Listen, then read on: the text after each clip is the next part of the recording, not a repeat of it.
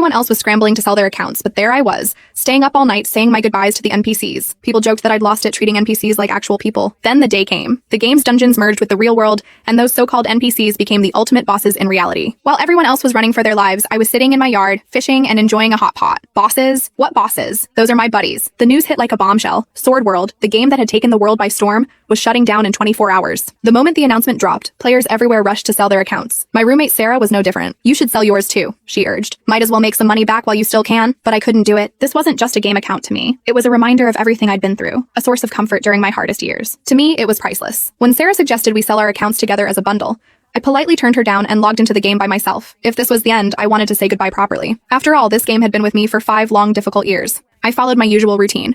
I harvested the vegetables in my little virtual garden, tidied up, and got everything in order. Then I set off to visit the NPCs one last time. I spent every last coin in my account. I bought the stable boy his favorite pastries, picked out the perfect calligraphy set for the school teacher, and got the beggar by the city gates a new pair of straw sandals. One by one, I visited them all, bringing gifts and watching as they broke into their familiar smiles. "Thank you, hero," they said, cheerful as always. I couldn't help but smile back. "Goodbye," I whispered to the screen. "I don't think we'll meet again, but I hope you'll be okay. Take care of yourselves." Behind me, Sarah let out a loud snort. "Are you serious?" she said, rolling her eyes. "They're just a bunch of lines of code. The moment the servers shut down, they'll get deleted in an instant. Take care of themselves? You're acting like they're real people." I stayed quiet, but her mocking tone grated on me. "You've totally lost it," she continued, laughing. "Calling NPCs your friends? You need help. Like actual help. Maybe I should tell someone, get you checked out or something." Then she reached for my phone. "Come on, stop being ridiculous. Just sell your account already. If we sell ours together, we'll get way more money." I shoved her hand away. "I said no, Sarah." My voice was steady, but my patience was wearing thin. And for the record, I added, staring her down, friends are the ones who bring you comfort and joy. These NPCs did that for me when no one else did. So yeah, they're my friends. Deal with it. As we argued, the clock quietly struck midnight. I glanced at my phone, and my heart sank. The game had logged me out. The servers were officially shut down. No more Sword World. No more NPCs.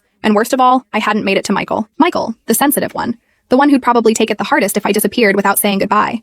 I stared at the blank screen, guilt gnawing at me, but it didn't matter now. Sword World was gone, and there was nothing I could do. The day Sword World shut down, the wind outside was ferocious. I watched from the dorm window as a convenience store's patio umbrella, base and all, was ripped off the ground and sent flying several meters down the street. The store clerk ran out, trying to grab it, but the wind shoved him back like a toy. Every news channel was looping coverage of the global storm. Experts took turns sharing their theories, but no one could explain it. Some people online were even saying it was the end of the world. Meanwhile, I stared at the dwindling food stash in our dorm room. The storm showed no signs of stopping, and I was running out of options. My supplies wouldn't last past tonight. Sarah, my roommate, didn't seem worried at all. She leaned back in her chair, scrolling through her phone. "Told you should have sold your account when you had the chance," she smirked. "I got a cool 80 grand for mine. Once the money's in my account, I'll be swimming in takeout even if delivery fees shoot up to $100. She shot me a glance. You're on your own. Hope you enjoy